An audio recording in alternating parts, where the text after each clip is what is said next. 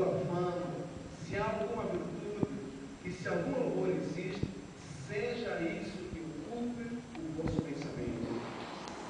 O que também aprendestes e recebestes e ouvistes e vistes de mim, isso praticai, e o Deus de paz será convosco. Diga comigo, o Deus de paz, será comigo. Outra vez, e o Deus de paz, será comigo. Agora profetiza isso na vida do teu irmão. Diga aí, o Deus de paz será contigo. Pensa, versículo 10. Alegrei-me sobremaneira no Senhor, porque agora, uma vez mais, renovastes a meu favor o vosso cuidado, o qual já tinhas antes, mas vos faltava a oportunidade. Digo isso não por causa da pobreza, porque aprendi a viver contente em toda e qualquer circunstância, tanto sem estar humilhado como também honrado. De tudo e em todas as circunstâncias já tenho experiência, tanto de fartura como de fome, assim de abundância como de escassez. Verso 13 para terminar. Tudo posso naquele que me fortalece. Glória a Deus. Tudo posso, diga, tudo posso. Tudo posso. Naquele que me fortalece. Glória a Deus. Isso não é um clichê, não, irmãos. Não é um positivismo, não. É a palavra de Deus que declara isso. É a palavra de Deus, de uma forma profética, que declara: tudo posso, por intermédio da vida do apóstolo Paulo. Tudo posso naquele que me fortalece. Pode se sentar. Pense, graças a Deus. Nós estamos, como eu falei há pouco, nós estamos chegando no final do mais um ano. E ao chegarmos no final do mais um ano, com certeza, uma das coisas que eu não sei se você faz, mas pelo menos eu gosto de fazer, principalmente ao longo desses mais de 5 anos que eu estou aqui, eu sempre chego no final do ano, eu paro, eu reflito um pouquinho, vejo algumas coisas que deram certas, outras que não deram tão certas assim, e aí eu estabeleço novos planos, novos propósitos, novas metas, eu escrevo algumas coisas que eu quero alcançar no ano seguinte, mas por mais que eu faça isso, uma das coisas que me ressalta ao coração e à alma e ao espírito, é que eu paro e por alguns minutos eu louvo e agradeço a Deus por mais um ano de vida. Agradeço a Deus pela saúde, pelo cuidado, agradeço a Deus pela oportunidade de viver, de ser quem eu sou, como indivíduo, como pessoa. Louvo a Deus pela oportunidade de poder sorrir, de poder olhar para alguém e esboçar um sorriso. Louvo a Deus por estar vivendo as experiências que eu estou vivendo, que eu estou passando. Todas essas coisas me fazem parar e agradecer e louvar a Deus de uma forma excepcional.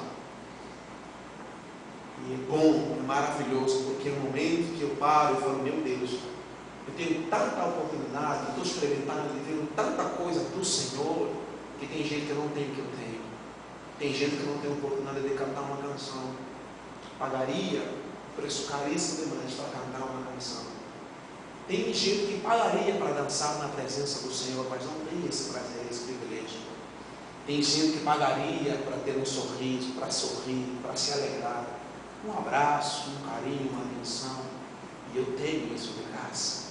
Então eu paro, eu louvo e glorifico a Deus.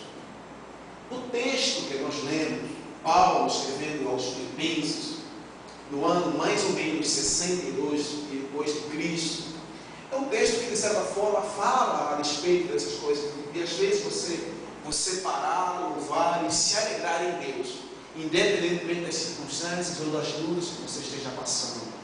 Quem está escrevendo é nada mais, nada menos do que o apóstolo Paulo. É interessante que Paulo está escrevendo para uma igreja, a igreja de Filipenses, a igreja que ele havia participado da sua fundação, a igreja que ele conhecia muito bem e que ele amava, porque eram irmãos que viviam a alegria e a vida cristã de uma forma excepcional, de uma forma que ele não encontrava em outras igrejas. Então Paulo está escrevendo aos Filipenses de uma forma aberta. Paulo está abrindo o coração e está se identificando com a igreja aos Filipenses. Paulo não está escrevendo como um apóstolo, Paulo está escrevendo como um pai, como um amigo, como alguém que se identifica com os irmãos ali na igreja aos Filipenses. E Paulo abre o coração coração e começa a compartilhar com eles, com os irmãos, ali na igreja de Filipenses, algumas coisas que Paulo queria e que ele mesmo reputava por importante para que os irmãos vivessem como cristãos e vivessem nas suas vidas todos os dias, não só como cristãos, mas também como indivíduos. É interessante que Paulo está preso. Paulo ouve falar do testemunho que essa igreja dava, porque era uma igreja diferente.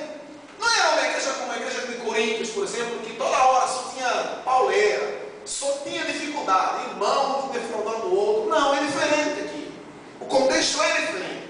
É a igreja da alegria cristã, a igreja do amor, a igreja cujos irmãos se amavam, eles viviam a alegria cristã de uma forma excepcional. E isso alegrava o coração do Paulo. Creio eu que como pastor, creio eu que como apóstolo, nada mais dava alegria ao coração do apóstolo Paulo do que olhar para uma igreja que ele havia participado da sua formação e enxergar neles um aspecto, uma vivência cristã tão grande, tão abundante, tão excepcional. Acredito eu que o coração de Paulo com certeza se alegrava de uma forma muito tremenda. Paulo está preso. Paulo ouve falar do testemunho cristão dos irmãos ali em Filipenses. E Paulo escreve para elogiá-los, porque o testemunho da igreja aos Filipenses havia transbordado. Não ficava somente ali no meio da igreja, não somente os irmãos compartilhavam, mas em todos os lugares, em todas as cidades, havia se ouvido falar de que de fato ali na igreja aos Filipenses havia um povo que amava a Deus, que servia a Deus, que se alegrava na vida cristã e que vivia o evangelho de uma forma sincera. Aleluia. Paulo escreve elogiando os irmãos aos Filipenses, os irmãos da igreja aos Filipenses, por causa do testemunho cristão. Essa é uma das razões pela qual o apóstolo Paulo escreve. O apóstolo Paulo também escreve essa carta para alertar os irmãos, sempre para despertá-los a se firmarem cada vez mais, despertá-los a se amarem cada vez mais, despertá-los a olharem uns para os outros e se enxergarem no mesmo nível, do ponto de vista cristão, como indivíduo, como pessoas, e se amarem cada vez mais, a fim de que os dons da graça, do amor, da presença do Senhor Jesus fossem constantes na vida deles. Por outro lado, Paulo também está escrevendo para alertar ao pastor da igreja aos Filipenses que ajudassem duas irmãs que existiam ali na igreja aos Filipenses, Evódia e Sintique. Olha o nome das camaradas. Só poderia ser mulher para dar confusão. Com todo respeito, brincadeira. Interessante, duas irmãs ali na igreja, duas irmãs que haviam brigado, duas irmãs que haviam entrado em conflitos. Interessante que isso acontece com isso aqui, né? Modesta parte. Alguém pode não concordar, mas tudo bem. Vamos passar esse outro papo. Duas irmãs brigadas no meio da igreja. Elas não se falavam. Era como que se uma entrava na igreja, uma sentava aqui e a outra sentava colar. E terminava o culto, todo mundo ia embora. E aí, era essa a situação que estava acontecendo na igreja. Ora, Paulo está escrevendo para que o pastor da igreja, não se sabe quem era de fato o pastor, se era Epafrodito, se era uma outra pessoa. O fato é que Paulo nos chama de meus cooperadores. Ninguém sabe, talvez Clemente, um homem que existia na igreja. Ninguém sabe, o texto não fala, a carta não fala, mas os historiadores dizem que provavelmente era Epafrodito, ou então Clemente.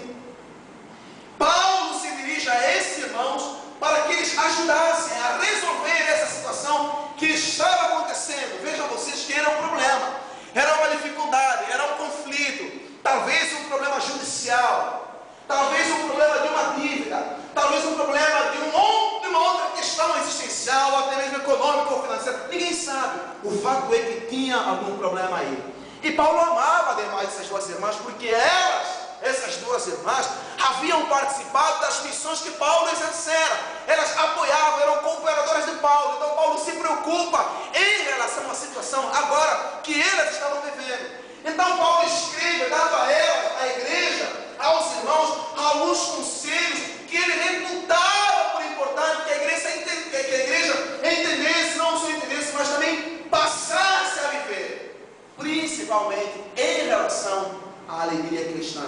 É por isso que Paulo, no versículo 4, Paulo diz assim: olha, alegrai-vos sempre no Senhor. Outra vez nos diz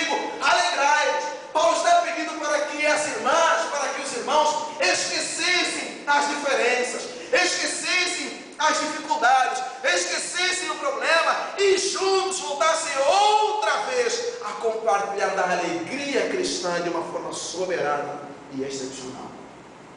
Então Paulo, na sua maneira mais fantástica, na sua maneira mais inteligente,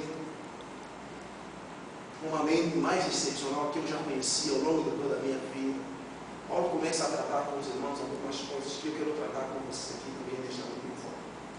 Vamos mergulhar, vamos aprender junto com o apóstolo Paulo.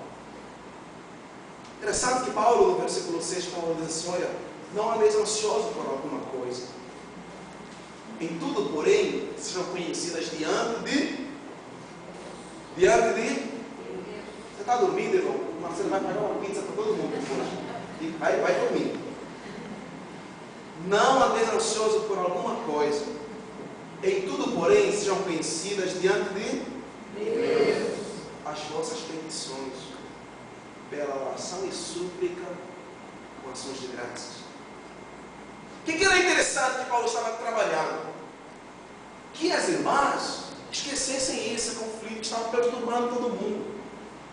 Por causa disso, por causa desse conflito, a paz que era reinante, que era presente na igreja, ela passou a não habitar mais. Por causa dessa situação, olha como que é interessante. Por causa desse problema, essas diferenças, esses nhenhenhês, essas picuinhas, a paz de Deus que outrora reinava na igreja, passou a não reinar. Então Paulo está escrevendo: olha, não estejam ansiosos por alguma coisa. Não se preocupe com o problema que aconteceu entre vocês duas, não. Mas em tudo, pela oração e pelas súplicas, sejam as vossas petições conhecidas diante de Deus. Era essa a recomendação que o apóstolo Paulo estava trazendo para a igreja. Interessante que as irmãs, por causa desse problema, as irmãs começaram a ficar ansiosas. Talvez você e eu, nós estamos chegando no final de mais um ano e na nossa alma, no nosso espírito, há uma inquietude em relação a alguma circunstância, algum problema que nós estamos vivendo, passando, enfrentando. E está chegando 2011, está às portas e você olha e não vê perspectiva nenhuma, você não enxerga perspectiva nenhuma em relação à circunstância ou ao problema, e isso deixa você instável, inseguro, sem paz, sem alegria. É interessante que você comece a ficar ansioso e preocupado ao ponto de perder a paz. Mas a recomendação do Espírito Santo de Deus esta noite para mim e para você é que nós não estejamos ansiosos por alguma coisa. O que é ansiedade? Estava vendo alguns dias agora. Nunca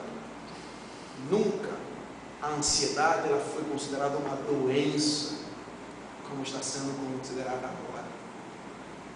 Nunca a ansiedade ela foi a causa e a razão de tantas depressões como nós temos visto nos tempos que nós estamos passando e vivendo. O que é ansiedade? Ansiedade nada mais é do que uma preocupação excessivamente grande em relação a algum problema ou uma circunstância que eu esteja passando ou vivendo. Ansiedade. Você quer alguma coisa, você projeta todas as suas energias, todas as suas forças naquilo, e você sonha, viaja, provavelmente viaja lá para frente para que aquilo aconteça, mas enquanto não aconteceu, seu coração, sua mente, sua alma e seu espírito vão se enchendo de expectativa ao ponto de você beirar um ataque cardíaco. Ansiedade, preocupação excessiva em relação, talvez, às demandas da vida, as demandas do dia a dia. A ansiedade. Você sabe que esses dias eu estava e eu comecei a olhar para mim e falei: Deus, eu sou muito ansioso. Será que eu sou ansioso? Sou eu ansioso? Deus do céu, quantas coisas o Senhor poderia fazer melhor se eu não atrapalhasse com a minha ansiedade. Quantas coisas Deus poderia fazer melhor na minha e na tua vida, nas nossas vidas, se eu e você não fôssemos ansiosos demais, se eu e você não fôssemos perturbados demais, se eu e você não encostássemos Deus na parede. Senhor, eu quero agora, assim. Senhor só me dá. Senhor, eu quero agora. O Senhor está ouvindo? Senhor, eu não quero amanhã. Que fé o quê? Eu quero agora. Nós não somos assim? Senhor, Senhor, é agora. Se não for agora, Deus, olha, eu estou avisando, se não for agora, o Senhor vai ver. O Senhor vai ver. Aí Deus está vendo assim, Deus está falando, pelo amor de Deus, fica quieto. No mínimo não atrapalha. Aí você vai lá e derruba tudo. Era mais ou menos a mesma circunstância que as irmãs, que a igreja estava vivendo. Paulo chega e Paulo diz, olha, não estejais ansiosos por alguma coisa. Ou seja, não perca a paz por nada nesse mundo. Era o que Paulo estava falando. O que está acontecendo? O que está acontecendo? Tem problema na igreja, duas irmãs brigadas, tudo bem. Não importa, não interessa. Mas isso não pode ser um problema tão grande ao ponto de fazer com que os irmãos percam a paz e a alegria cristã. Os nossos problemas, aliás, os problemas que eu e você nós criamos, e a maior parte deles nós criamos aqui na nossa mente, são eles que nos fazem perder a capacidade de enxergar Deus como nós gostaríamos de enxergar, ou deveríamos enxergar, como a palavra quer que nós enxerguemos. Criamos tanta demanda na nossa mente, na nossa cabeça, e por causa disso, nós estamos correndo o risco de perder a perspectiva do agir e do mover de Deus nas nossas vidas. Ei, não perca a paz. Não perca a alegria cristã. Deus, meus queridos e meus amados irmãos, é muito maior, muito mais excelente do que aquilo que Ele possa fazer por mim ou por você. Você entendeu o que eu falei? Você é muito mais importante para Deus do que aquilo que você faz, ou do que Deus faz para você. Deus se preocupa com você, como pessoa, como indivíduo. Deus não está preocupado com o que Ele pode dar ou deixar de dar. Não é isso que chama a atenção do coração de Deus. Não, meus queridos e amados irmãos. O que chama a atenção do coração de Deus sou eu como pessoa, como indivíduo. Você na presença dele vale muito mais do que qualquer outra coisa que Deus possa fazer, ou até mesmo te entregar ou te dar.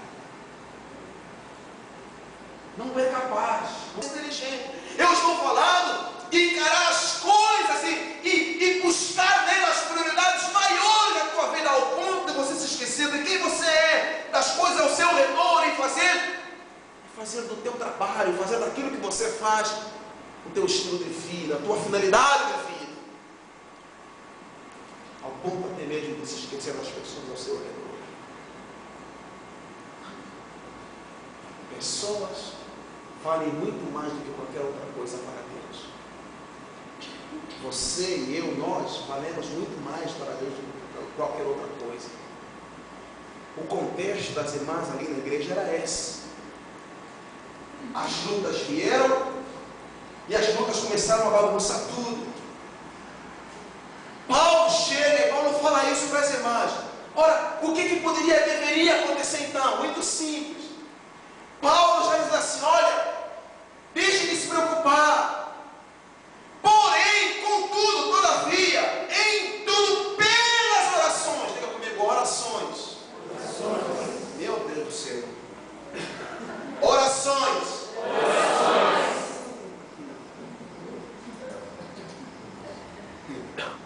Em tudo pelas orações. Meu Deus, você tem orado mesmo? Glória a Deus. Você tem orado mesmo? Aleluia.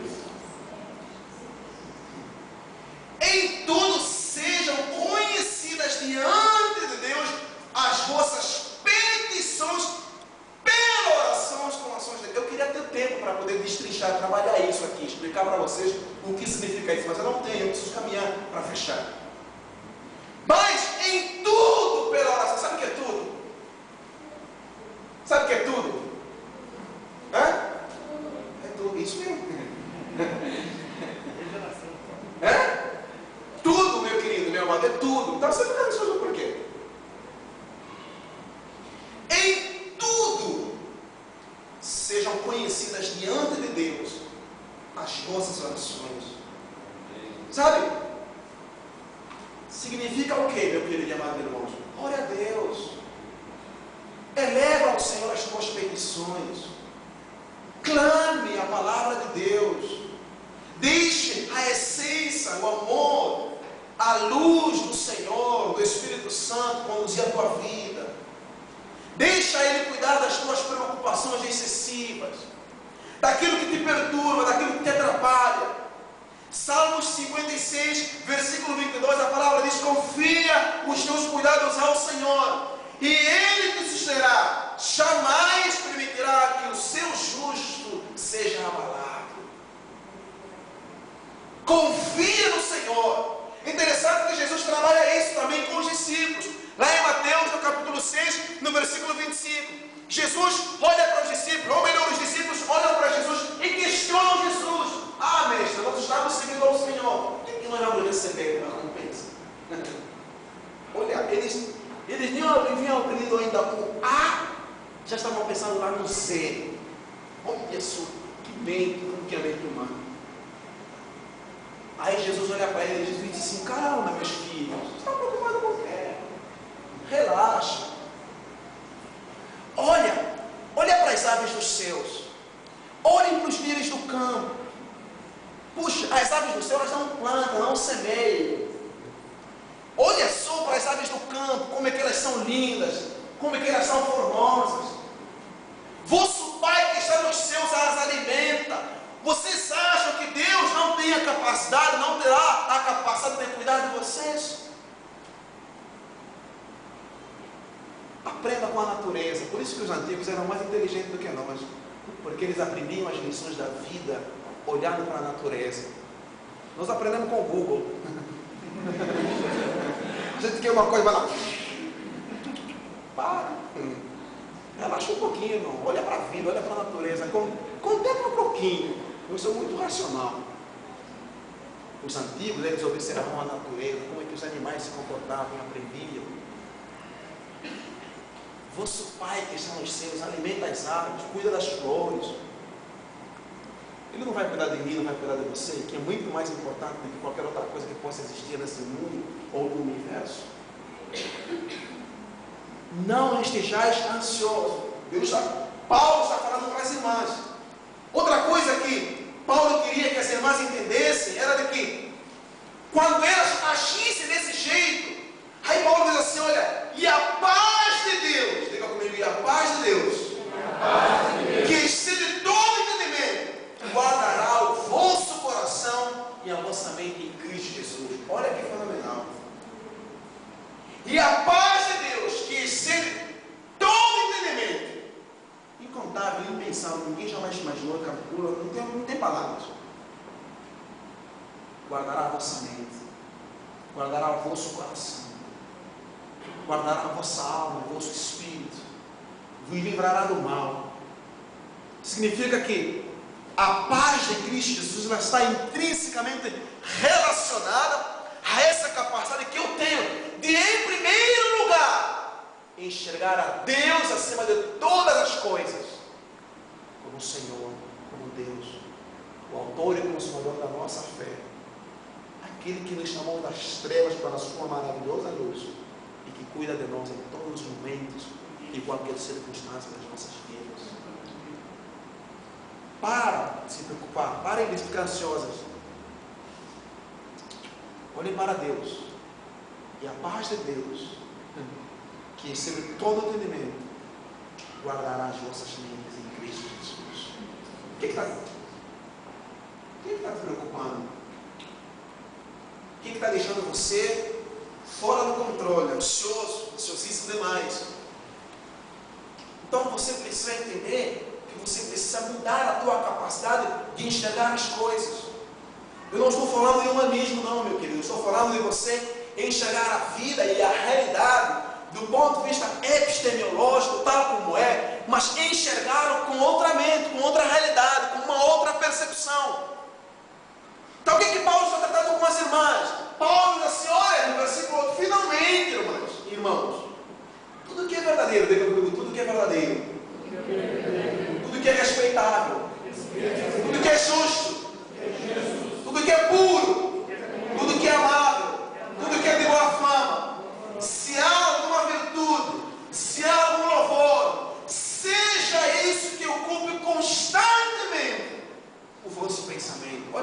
não, amado.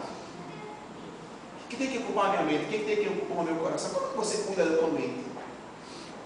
Como que você cuida do teu coração? Eu moro sozinho. Mas nada é engraçado que eu sozinho me divirto. Eu sozinho me divirto. Mas se eu não... Hoje mesmo eu passei o dia todo, peguei meu violão, fiquei ouvindo música, tendo música, me alegrei pra caramba, impressionante, sozinho. Estou cultivando coisas boas para minha mente. Estou sozinho, vou pensar o quê? É o que Paulo está falando. Se há alguma coisa boa, se há alguma virtude, se há algum louvor, se há algum pensamento elevado, excelente, seja isso que ocupe a vossa mente. Como que você cuida da tua mente? Como que você ocupa os seus pensamentos? O que é que você deixa entrar em você ao ponto de te influenciar? Serão coisas boas? Coisas só? Ou só coisa ruim? Seja isso que ocupe os vossos pensamentos. Não louve mais. Adore mais. Você não tem ideia como... Eu sempre falo, eu não posso viver em apartamento. Porque eu vou ser processado na hora. Porque eu adoro som me fascina. Música me fascina, ambiente musical me fascina. Eu entro na minha casa, a primeira coisa que eu faço é ligo o meu som. Depois eu vou tirar a roupa, porque eu quero ouvir louvor, eu quero estar na presença de Deus, eu quero ouvir alguma coisa que preencha a minha mente, que preencha o meu coração, que me faça me desligar um pouquinho das circunstâncias, das lutas, da realidade, e me leve um pouquinho na presença de Deus, um pouquinho mais. Então eu prefiro ficar na minha casa ouvindo louvor. Com o que você ocupa a tua mente? O que você deixa entrar em você? Será que você enxerga a realidade com os olhos humanos naturais? Ou você está olhando para Deus como autor e consumador da tua fé? Quero que vocês colocassem em pé por gentileza. Olha, Paulo é fenomenal. Interessante, veja como isso é importante, como isso é perigoso. Você sabia que por causa dessa circunstância, desse problema que estava acontecendo ali na igreja aos Filipenses, uma igreja que Paulo amava, uma igreja que colaborava com Paulo nas cadeias, enquanto Paulo estava preso, por causa dessa circunstância que estava acontecendo, os irmãos todos se voltaram para o problema e deixaram inclusive de cooperar com Paulo. Olha que coisa interessante. Por causa de uma circunstância, os irmãos deixaram de viver a alegria cristã e começaram a olhar para os problemas, para as circunstâncias, e inclusive deixaram de cooperar com Paulo. Aí quando Paulo escreve, Paulo diz assim: olha, eu me alegro sobremaneira no Senhor. Por quê? Porque agora vocês outra vez voltaram a cooperar comigo. Significa que eles deixaram por algum tempo de cooperar com o apóstolo Paulo. Olha, e vocês renovaram a vossa fé no Senhor. Olha que interessante, meus queridos amados irmãos, o que Paulo está tratando aqui. Digo isso não por causa da pobreza, não porque vocês são pobres, não. Não estou falando isso por causa de mim, Paulo está dizendo.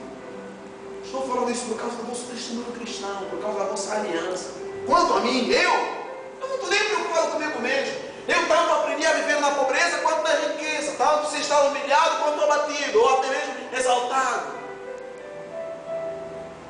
Eu não estou preocupado comigo, estou preocupado com vocês, para que vocês tenham uma alegria cristã, a verdadeira alegria, o verdadeiro cristianismo, o cristianismo da cruz de Jesus e dos seus discípulos.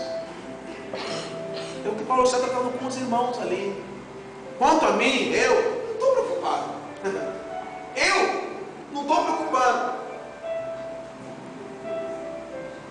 Eu tudo posso naquele que me fortalece.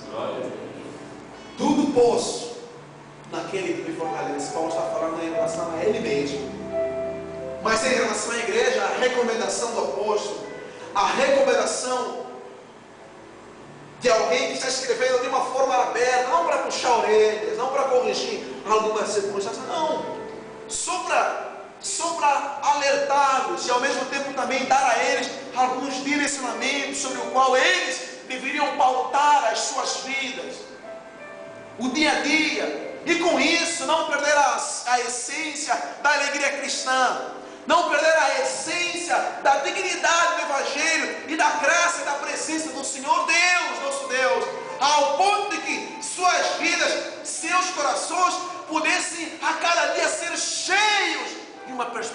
diferentes, não que fosse influenciada pela visão humana, mas pela visão do próprio Deus. É interessante, meus amados irmãos, é isso que eu amo em Paulo.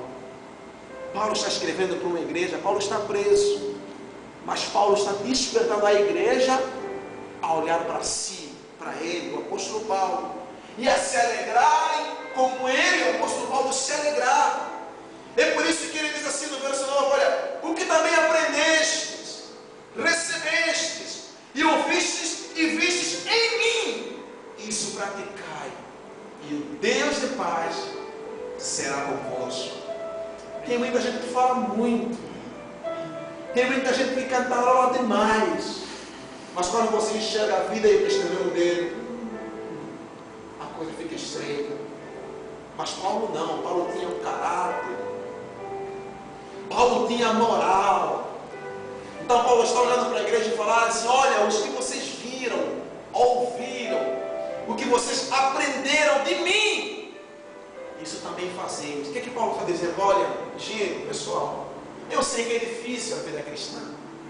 Olhem para mim, eu estou preso, sem contudo perder a alegria. Olhem para mim, eu passo por lutas, eu passo por dificuldades, nem contudo eu me desespero, eu me abato. Ele mesmo escreve e fala assim, olha, em tudo nós somos atribulados, muitas vezes perseguidos, muitas vezes até nos sentimos perplexos, mas jamais nós somos desamparados. Era essa a percepção que habitava no coração e na mente do apóstolo Paulo em relação à vida cristã, porque ele sabia o Deus a quem ele servia. Ele sabia quem ele era em Cristo Jesus, não era alguém manipulado. Não, Paulo tinha suas próprias experiências e convicções em Cristo Jesus. Por isso, quando ele falava com autoridade, falava como alguém que havia experimentado as mais lindas e mais honrosas e gloriosas, mesmo nas lutas, mas as mais belas experiências cristãs que o ser humano poderia ter com Deus. O que te preocupa ao longo desse... O que aflige o teu coração? O que te apoquenta? Não sei, talvez você chegue aqui e fale, pastor, meu Deus, lá na conta do banco, o limite, só o sangue de Jesus. Bom, primeira lição, gaste menos. Gaste menos, não gaste que você não tem não, irmão. Não gasta que você não tem não. Eu moro sozinho e é impressionante. Eu consigo passar 15 dias com 50 reais. Eu não gasto que eu não tenho não. Não sei, talvez seu problema seja em relação a isso. Talvez teu problema seja na família, na tua casa. Eu fui pregar e no final do culto a irmã chegou para mim e falou assim, pastor, meu filho nas drogas, pastor, mais um ano. Eu olhei para aquele irmão, não tive nem o que falar para ela, simplesmente abracei e comecei a chorar, porque é a dor de uma mãe. Talvez um problema teu seja esse. Eu queria que todos nós juntos levantássemos um clamor nessa noite. Esqueça os problemas. Olha, irmãos, os problemas sempre vão existir. Não vai existir uma época da tua vida que não vai ter uma circunstância, um problema, alguma preocupação. Não vai. Não vai. Isso faz parte da dialética da vida. Uma hora você está chorando, outra hora você está se alegrando. A vida é assim. Uma hora você está correndo, outra hora você quer andar. Uma hora você está lá embaixo, outra hora você está em cima. É a realidade que o apóstolo Paulo está falando, tratando com a igreja. Uma hora você é abatido, outra hora você é humilhado, outra hora você é exaltado, outra hora você... É assim, irmãos, é a caminhada cristã.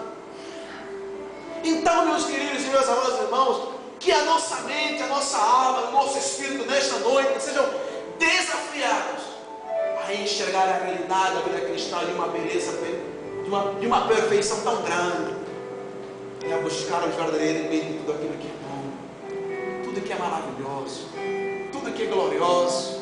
Se há algum louvor, se há alguma virtude, se há algum pensamento, se há uma coisa perfeita e maravilhosa, que seja isso que venha ocupar as nossas vidas, as nossas almas ao longo desse ano que está às portas aí. 2010, meus irmãos, um ano em que eu passei muitas experiências das quais eu queria esquecer, mas eu não estou triste. Minha alma se alegra porque 2011 está aí, ó. 2011 está aí. Já estou planejando, já estou falando, Deus, 2011 vai ser assim, ó, eu e tu e eu. Parceiraço, hein? Aqui, ó, eu e tu e eu. E vai ser assim, pai, estamos planejando, eu e ele já estamos planejando, irmãos. Está ali, ó. Esqueça, já foi, 2010 já era, irmãos. Já foi. Há um novo ano, há um bom futuro te aguardando lá na frente. Eu me alegro porque Deus é assim, irmãos. Eu me alegro porque a esperança cristã é fenomenal, é maravilhosa demais. Queria que você colocasse as suas mãos no coração. Se você quiser vir aqui na frente, fique à vontade. Quero orar por você, já passou o tempo, quero orar e entregar para o pastor Marcelo. Mas já posso sair daqui dessa noite sem deixar esse recado de Deus para você. Se alegra, alegra o teu coração, curta mais a tua família, curta mais a tua casa, curta mais aquilo que Deus te deu de presente, maravilhoso, aquilo que mais importante você tem. Ame mais, sorria mais, se alegre mais, se apaixone mais, enxergue a beleza da vida de uma forma fenomenal, com os olhos de Deus. A vida não é má, meus queridos, a vida é bela, é bonita demais, é bom viver, é maravilhoso demais estar vivo, respirar, saber que dentro da tua alma propulsa a esperança, a graça de Deus está sobre você. Como é lindo isso, como é maravilhoso. Somente Deus pode trazer essa perspectiva para o nosso coração. Ah, Senhor Jesus, eu te agradeço. Te agradeço porque Tu és maravilhoso. Te agradeço porque Tu és tremendo. Senhor, Tu és lindo. Eu nunca, jamais ouvi falar de alguém tão lindo e maravilhoso quanto o Senhor. Deus, meu espírito às vezes se constrange por tamanha graça. Meu espírito se constrange quando eu olho, eu enxergo em mim e me vejo, Pai amado, que eu sou tão falho, limitado, mas ainda assim, Senhor, Tu estabeleces a Tua graça sobre mim. Ainda assim o Senhor nos guia, o Senhor nos guarda, o Senhor nos sustenta. Tu ages em nós. Obrigado. Senhor, muito obrigado por essa maravilhosa graça. Obrigado, Espírito Santo, pela oportunidade de viver, pela oportunidade de acordar a cada manhã e entender e compreender que é mais um dia de graça que o Senhor está nos concedendo, que podemos ir para a luta, mas nós não estamos só. Tua graça está sobre as nossas vidas. Pai, muito obrigado pela vida de cada irmão aqui presente nesta noite. Obrigado por esse 2010, Senhor, esse ano talvez difícil para alguns, ano talvez de desafios para alguns, ou até mesmo um ano acima da média. Senhor, nós te agradecemos, independentemente do que nós tenhamos passado,